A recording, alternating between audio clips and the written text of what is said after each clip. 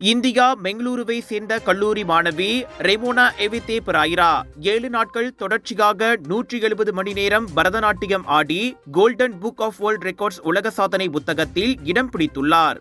கல்லூரி மாணவியான 22 வயதுடைய ரெமோனாவின் இந்த சாதனையை அங்கீகரித்து ஜூலை 28ஆம் தேதி Golden Book of World Records பிரதிநிதிகள் அதிகாரப்பூர்வமாக அறிவித்து அவரை கௌரவப்படுத்தினர். இந்த சாதனையின் வழி ரெமோனா இந்திய நடன கலைஞர்களிடையே பெரும் வியப்பை ஏற்படுத்தியதோடு நீண்ட நேரம் பரதநாட்டியம் ஆடிய கலைஞராக உலகில் முத்திரை பதித்துள்ளார். இதற்கு முன் 2023ஆம் ஆண்டு இந்தியாவின் லத்தூரை சேர்ந்த 16 வயது பரத கலைஞர் சுதீர் ஜக்பத் தொடர்ந்து 127 மணி நேரம் பரதம் ஆடி ஏற்படுத்திய சாதனையை இப்போது ரெமோனா முறியடித்துள்ளார். ஜூலை 21ஆம் தேதி தொடங்கி ஜூலை 28ஆம் தேதி வரை தனது கல்லூரி அரங்கில் தொடர்ந்து 170 மணி நேரம் பரதநாட்டியம் ஆடி ரெமோனா அசத்தியுள்ளார்.